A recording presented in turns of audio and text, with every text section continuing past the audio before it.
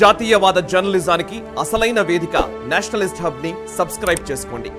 Notifications కోసం bell icon పై click చేయండి. నమస్తే, వెల్కమ్ టు నేషనలిస్ట్ హబ్. దేశంలో ఏది జరిగినా నెహ్రూ పుణ్యమే.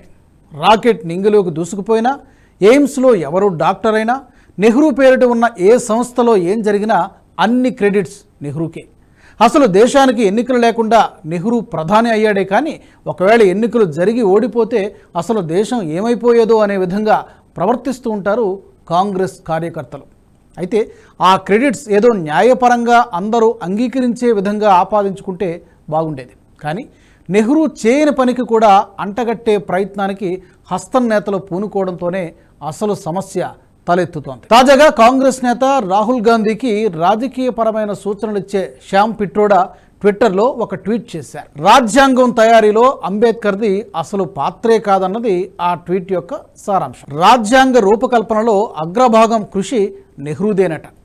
అంబేద్కర్పై క్వింట్ వెబ్సైట్ ఓ కథనం రాయడం, దాన్ని శ్యామ్ పిట్రోడా ట్విట్టర్లో షేర్ చేసి తెలుసుకోమని చెప్పడం, వ్యతిరేకత రాగానే డిలీట్ చేయడం చకచకా జరిగిపోయాయి. అయితే అసలు క్వింట్ కథనంలో ఏముంది, శ్యామ్ పిట్రోడా దీన్ని డిలీట్ చేయడానికి కారణం ఏంటి, ఇప్పుడు తెలుసుకుందాం. ఈ విషయాలను తెలుసుకోవడానికి ది క్వింట్ వెబ్సైట్కి వెళ్ళి అందులో కాస్తంత కిందకు స్క్రోల్ చేస్తే ఆ పత్రిక వాడి సొంత పైత్యం మనకు కనిపిస్తోంది. ఆ కథనంలో రాహుల్ గాంధీతో పాటు మరికొంతమంది కాంగ్రెస్ నాయకులు రాజ్యాంగ రచనకు సంబంధించిన పూర్తి క్రెడిట్స్ అంబేద్కర్కే ఇస్తున్నారట. ఈ విషయంలో వారంతా పొలిటికల్ ఎర్రర్ చేస్తున్నారట. దీన్ని పొలిటికల్ కరెక్షన్లో భాగంగా సరిదిద్దుకోవాలట.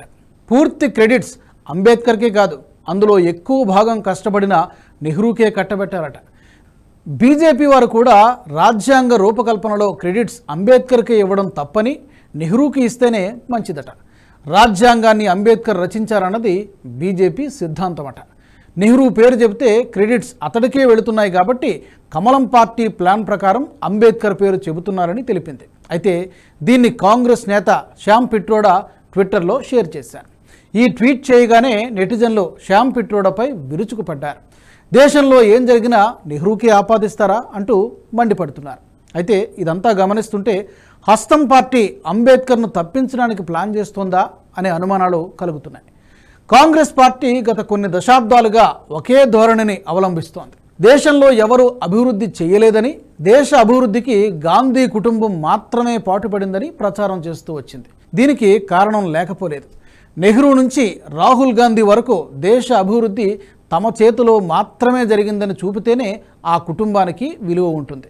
ఇతరులు ఎవరైనా అభివృద్ధి చేశారని చెబితే గాంధీల కుటుంబాన్ని ఎవరూ పట్టించుకోరు. అందుకే దేశంలో ఏది జరిగినా తమ కుటుంబానికి ఆపాదించుకోవడం ఆ పార్టీకి అలవాటుగా మారింది. అంబేద్కర్ బతికి ఉన్న సమయంలో కూడా కాంగ్రెస్ పార్టీ అతన్ని అవమానించింది.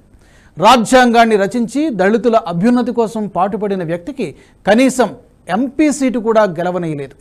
మొదటి సాధారణ ఎన్నికలు అక్టోబర్ 1951 మరియు ఫిబ్రవరి 1952 మధ్య జరిగాయి. అంబేద్కర్ బొంబాయి నార్త్ సెంట్రల్ నుండి పోటీ చేశారు.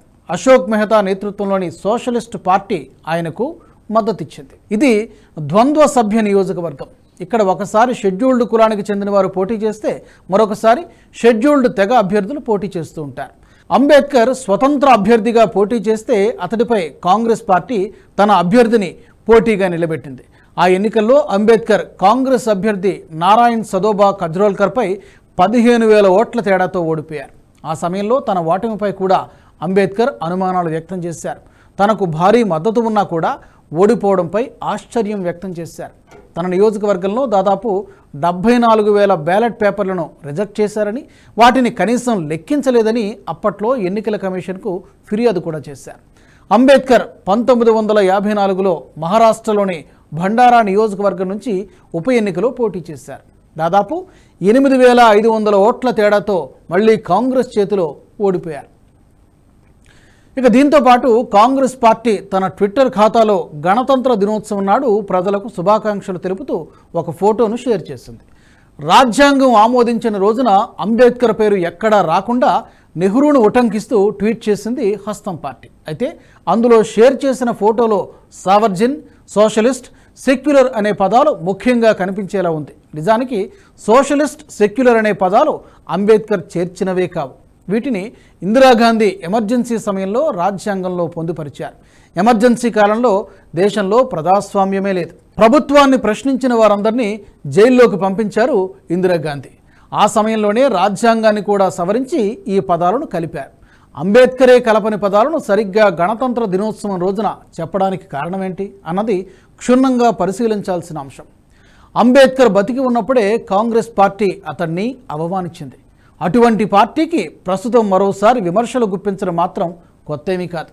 అయితే ఇది కాంగ్రెస్ పార్టీ కావాలనే చేసిందా లేక అనుకోకుండా జరిగిందా అనే విషయాలను పరిశీలిస్తే హస్తం పార్టీ ఏది చేసినా పక్కా ప్రణాళికతో చేస్తుంది.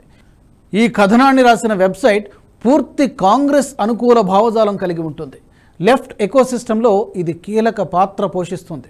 అంతేకాదు, దీన్ని షేర్ చేసిన శ్యామ్ పిట్రోడా కూడా ఆ పార్టీలో కీలక నాయకుడు. హస్తం పార్టీ నుంచి భవిష్యత్తు ప్రధాని అభ్యర్థి రాహుల్ గాంధీకి ముఖ్యమైన సలహాదారు. అటువంటి వ్యక్తి దీన్ని షేర్ చేశారు. అయితే దీన్ని కాసేపటి తర్వాత డిలీట్ చేసినా దీని వెనుక వ్యూహాత్మక ధోరణి ఉందనేది విమర్శకులు చెప్పే మాట. మరి వీరు చెబుతున్నట్లు నెహ్రూకు అంత సీన్ ఉందా అంటే లేదనే చెప్పాలి. భారత రాజ్యాంగ రూపకల్పనలో అంబేద్కర్ కీలక పాత్ర పోషించారు. ఎన్నో దేశాల రాజ్యాంగాలను చదివారు. అందులో మనకు ఏది అవసరం అవుతుందనే విషయంపై లోతైన అధ్యయనం చేశారు. అలా కష్టపడి దాదాపు 2.5 సంవత్సరాల తర్వాత కానీ రాజ్యాంగం రూపొందించబడలేదు.